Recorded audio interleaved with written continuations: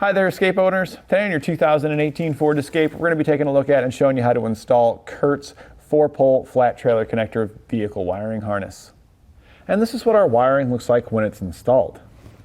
You'll have a 4-pole flat trailer connector here, and it's right here next to our hitch. You can secure it to your hitch using the included dust boot when you're not using it. We also make brackets available here at eTrailer, so you can secure it to your hitch or to the body here as you see fit. We have no drill brackets as well, so you can use that in combination with the 4-pole bracket, so you don't have to modify anything. It just clamps onto your hitch. Our 4-pole trailer connector that we've got here at the end is going to give us all of our necessary lighting signals, which includes our left turn signal, right turn signal, tail lamps, and brake lamps, which will keep us DOT compliant in all states. The functions that we've got here have a module that's inline in our harness, and that module actually monitors the passenger and driver side signals. That includes your turn signals and your stop and your tail. And whenever the module detects that there's one of those going on, it will reproduce that signal and send it out our 4-flat connector here. What's nice about that versus just splicing into the wiring here on your vehicle is if you do have an issue with your trailer, some kind of short or anything that's going on, or maybe you just have an abundance of lights on there and it draws enough current, well, if it's just tapped into your lights, it would open a fuse on your vehicle. You'd have some issues here that you'd have to solve as well as the ones on your trailer. Since the module sends all the signals out for this 4-pole flat, if you have any faults on your trailer, all that'll happen is the module, in the event it's able to detect that there's a fault there, it can shut that circuit down and just prevent it from working until you make a repair. There are times though when the module's not able to shut it down in time, and then the dedicated power circuit that's for the module has an inline fuse. That inline fuse would open, which would prevent our 4-pole from working here, but we would simply then need to go to our trailer, fix whatever issue we've got over there, and then just replace the inline fuse for the module that comes in our kit, and we're back up and running again without it affecting anything on our vehicle. Because when that fuse for the module opens, if you did have an event on the trailer, it only affects the 4-pole. Nothing else on the vehicle is affected. So I like that layer of protection that module gives you, especially again if you're if your brake lights or something like that, or turn signals go out on the trailer and it affects this, then you don't have turn signals on the vehicle. So it just ensures that you have the lighting signals on your vehicle you need to stay safe. We'll begin our installation here at the rear of the vehicle with our lift gate open. We're going to remove the flooring that we've got here. It just pulls out. We can set that aside. And then we're going to take a look here. Depending on the options you've got, you may or may not have some modules located in the back. Looks like on our vehicle we do have those modules, so we're going to disconnect those. You have one on each side. We'll start here on the driver's side. This looks like it's probably the amp saying Sony there, so this is likely for your radio system. So we're going to press in on the release tab and disconnect the connectors. There's 3 of them here, so make sure you get all 3. All right, so we got this side. Now we're going to go over to the other side to disconnect. And then on the other side, this is also looks like it's for our infotainment center. Looks like it's got some satellite connectors there, probably for GPS and satellite radio. So we're going to get those disconnected as well. 3 connectors here, pretty much same story. Press in on the release tab and then disconnect the connectors. All right, next we're going to be pulling out these whole storage trays here. They are split in the middle, so we'll do one side and then we'll get the other side. To remove them, there's 2 pins here. So we're going to use our trim panel tool to get underneath the head of the fastener there, and then just kind of pry this thing up. There we go. We'll pop up the other one. Same thing, just kind of straight up. There we go. And then we're going to remove the ones on the other side.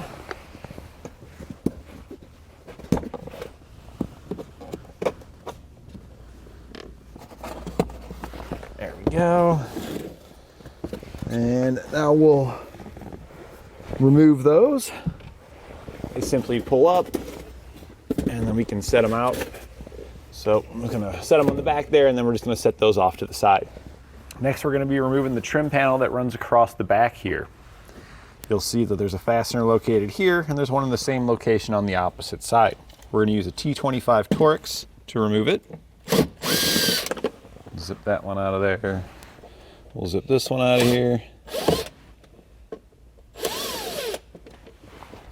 And then we can start removing that panel. We're going to start just on one side, get underneath of it, and just pull up. It's pretty stiff. Oh, look at that, we got a fastener, that's why it's stiff. You can see right there, there's a push pin, and there's a push pin there, so we're going to get those out. So to get these out, it's pretty much the same story. We're going to grab our trim tool. We got to kind of hook behind it, so you might have to push it a certain way to be able to get underneath of it. There we go. And then we can just pull that one out of there. We'll do the same thing over here on the other side. We can see one. All right.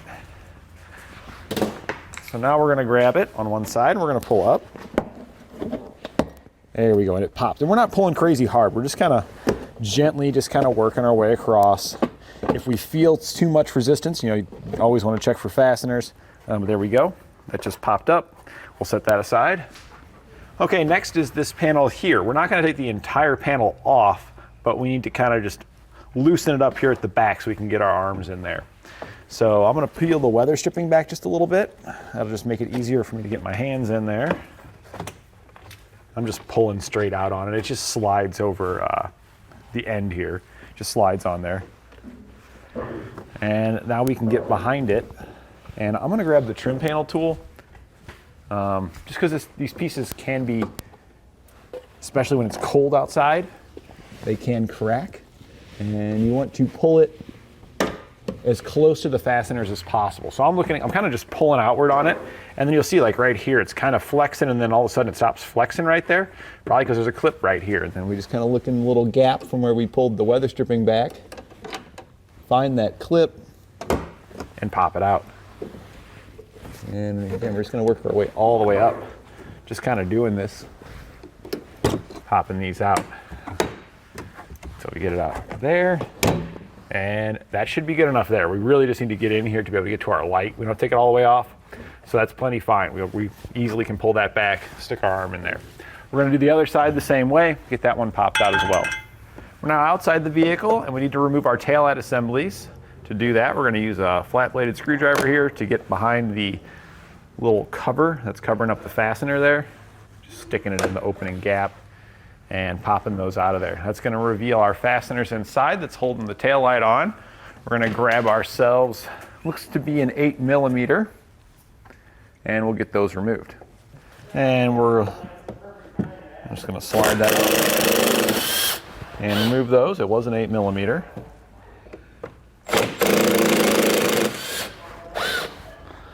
All right, now that we've got those removed, now the tricky part.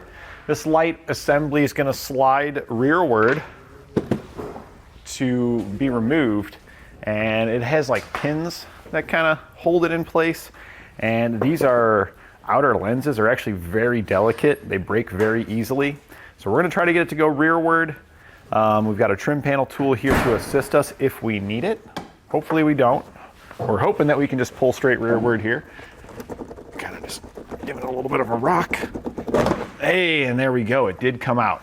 Now, let's assume that it didn't come out. What I would normally do is I'd take my trim panel tool here and I'd put it between the gap and I would just kind of rock it like this. We're just trying to push it straight rearward. You don't want to pull up on it because this will break super quick and super easy.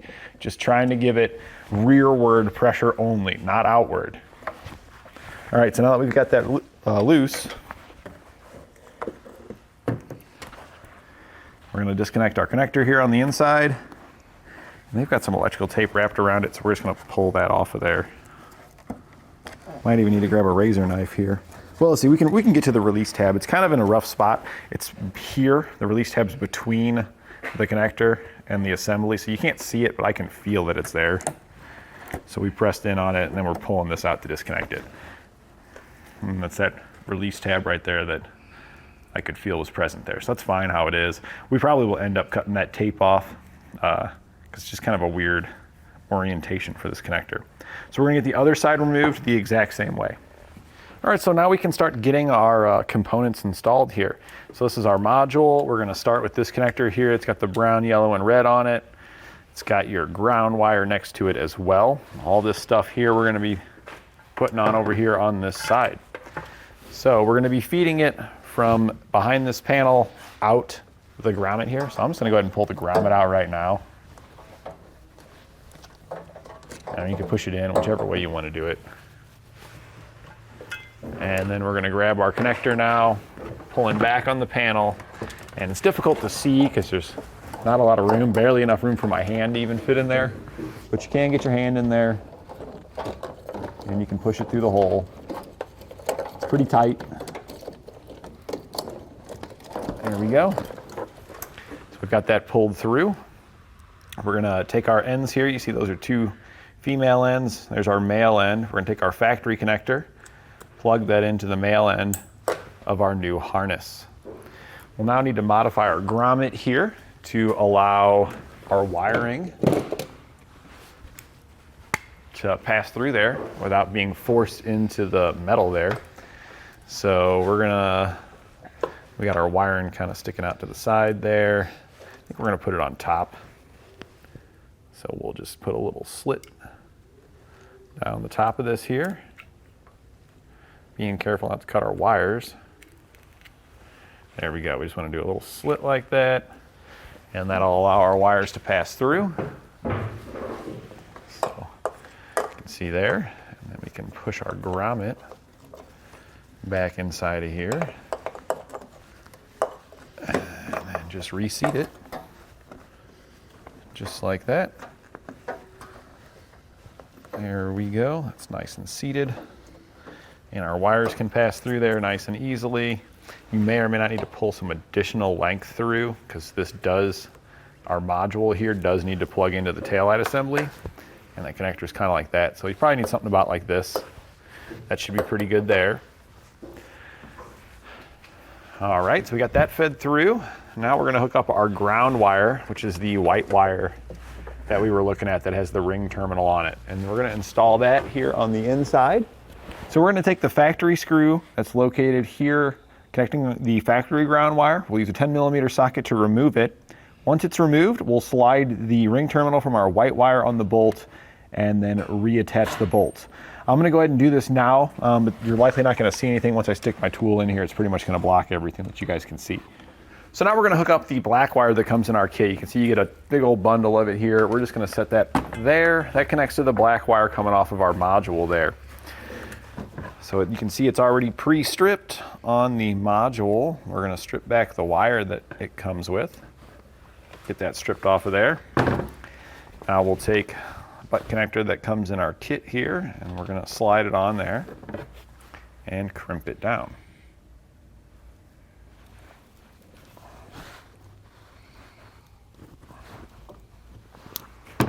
Make sure that there's good connection there. Can't pull those apart. All right, we're gonna be routing that to the front at a bit of a later step.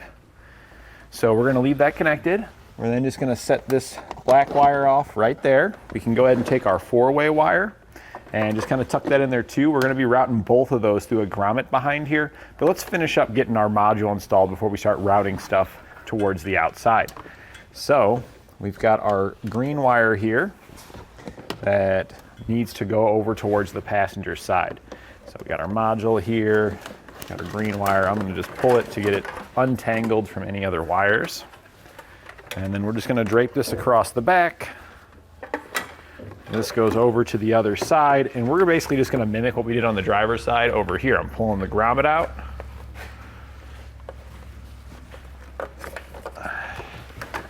Slide in my connector on my green wire here through the opening.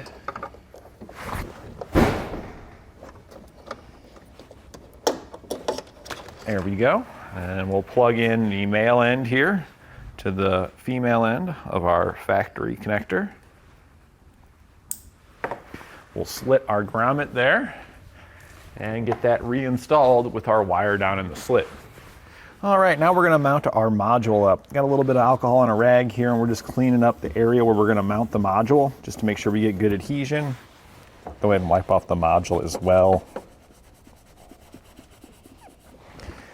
All right, and then we can take the double-sided adhesive that comes in our kit Peel the backing off of one side. We're going to affix that to our module. Peel the backing off the other side. And then we can get this stuck into place. And we're just going to put it right there. And then our wiring can kind of route down the side here next to our subwoofer that we've got here. And we'll probably end up zip tying it to some of the wires and stuff here just to help ensure that it stays in this location.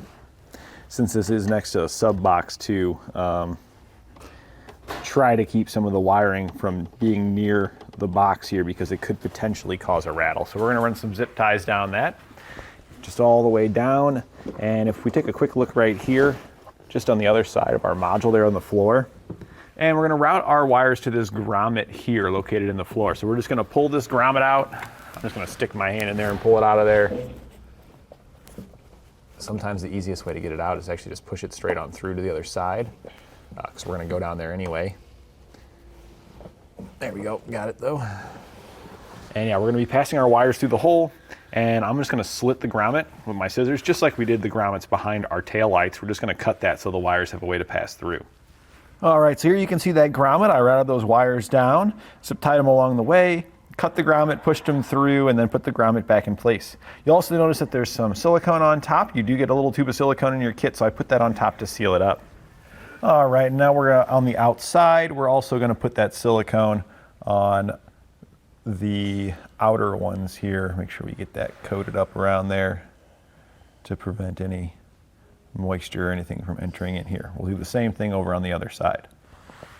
We can go ahead and put our taillight assemblies back in. So we're going to grab our connector end here, plug it into the taillight assembly, just line it up and click that in, and then we'll reinstall the taillight. To do this, it just slides into place. So just kind of line it up and then just give it a little bit of a push. And we're not going to push super hard because we got our connector there. And if we are smashing the connector in any way, we don't want to just force it. That looks like that's all the way in there. We can see we're all the way up. So we're just going to do the same thing over on the other side to get that one installed. So here we are underneath the vehicle. That's where our wiring will pass through the grommet when we push them through. Our 4-pole wiring, we just route towards our hitch. I put a little zip tie on that there. I didn't pull it real tight because I didn't want to push it against the metal here, which could potentially wear through the rubber. We just want to support it to hang it, keep it from falling down. And then we route across over to our hitch and just secure it to our hitch here. We then use the dust cap that comes in our kit and just secure it to the safety chain loops here, just keep it from dragging on the road. Now for our black power wire, we come out of the grommet there, we kind of go under the bottom of the frame, and then we go above our suspension here. We want to avoid anything excessively hot like our exhaust here and any moving components like our suspension. So we want to stay above all these moving parts here. We come out the other side of our rear suspension here, making sure to go above everything, cable tie it there, and then stay above our paneling here. When we get to the end of this paneling, I drilled a hole in it and I put a cable tie on it right there, just because when I was pulling the wire, routing it up, it was kind of getting close to the exhaust here, so that'll keep it away from that. And then we went across here and just kind of routed it along the inside of this panel here. We just poke the wire in, and if you put a little curve on it, you can just poke it and pull it out. Poke it and pull it out, move your way up. If you want to, you can remove the nuts with a 10mm socket. That'll make it easier to route them, and then you can just put them back on. But we come all the way to the front until we have it about right here. We then go up our engine compartment from there, and the way we did that was with a fish wire. I used a piece of Airline tubing because we had it laying around here in the shop, but at home a metal coat hanger is very similar. You can unfold that, and then from the engine compartment you can poke that down, and then I just taped my wire with some electrical tape to it, and then we can pull it back up. It's a lot easier to do it that way. So we're going to head up to the top now so you can see there. What I would say to pay attention to though is here. This is where the wire is here on the bottom, and then when we go up top and you can see where the wire comes out, so that kind of, you get an idea of where you're trying to maneuver your fish wire through to get here to secure it. So here we are in our engine compartment. This is the wire that we pulled up. I'm going to pull the battery cover off. This just kind of lifts up and slides out there. I found it easier to route the wire with the battery cover off of it because you can see better in this opening, and that's kind of where we fed our fish wire down, so we could attach this wire to it to pull it up. After we pulled it up, we zip tied it to the factory wiring right here, so that way it can't fall back down.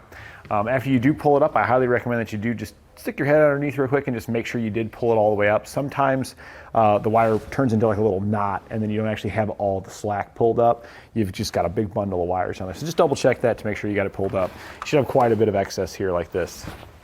So this is going to attach to our battery, but before we hook it to the positive, you get a fuse harness in your kit. We need to have proper circuit protection, and that's what this is going to do for us here. So we're going to prep this guy.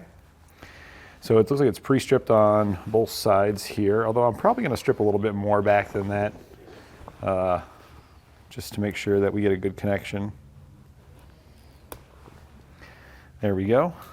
And on one side of our fuse harness here, we're going to place a ring terminal. This comes in your kit.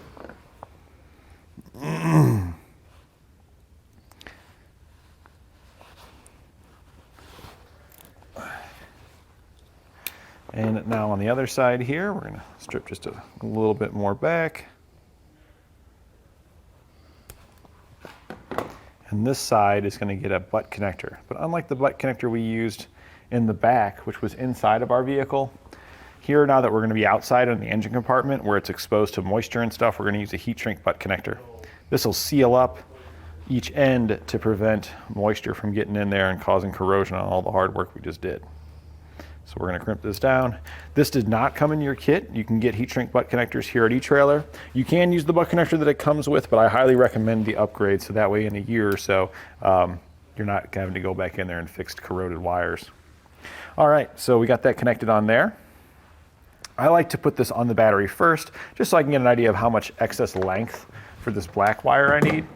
So we're going to attach to our battery. I tried to find another spot. It would have been nice if we could attach it to a positive source that is not the tightening nut here, but there wasn't one in our fuse compartment and stuff there, so this is going to be our best option here on this vehicle. So we're going to remove the nut. Oops. And we want it completely removed. We'll see here, if we can anyway. Sometimes they crimp the top of the bolt here to prevent the nut from being able to come all the way off. And it's kind of feeling that way. I don't want to force it and then cause it to get into a bind, and that's okay. So if you happen to have this same thing, it feels like it's getting tight there, rather than trying to force the rest of that off of there, we'll just modify our ring terminal. All right, so here we have our ring terminal, and what we're going to do is we're just going to put a little cut right there, and then we're going to put another little cut right there next to it. We're going to check our fit and see if we can't slide this underneath here. And we just slid the ring terminal there underneath the head of the bolt, and now we'll snug it down. Now I'm kind of keeping a little bit of pressure on it, so as I tighten it, it doesn't like slide our ring terminal out from underneath the head of the bolt. All right, that feels good. That's on there nice and solid, so it's going to work out fine for us. When I kind of bring actually, let's take a look at our cover here. So you can see we do have a cutout right there in our cover on this side. So that's probably going to be our best bet for routing our wire out through there. We could probably let it hang out right here. So we're then going to get us an appropriate amount of excess. I'm thinking something like this should be fine, about right here. So we're going to go ahead and give this a cut. And then we'll strip it back.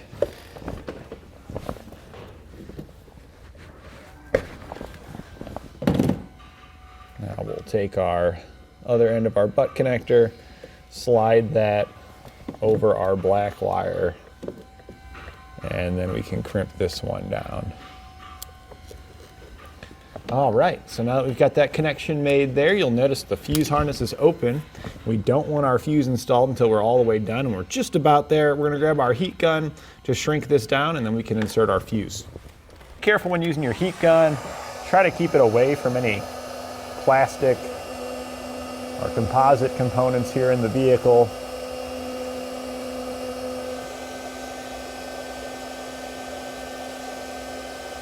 All right, so now we're just going to insert our fuse.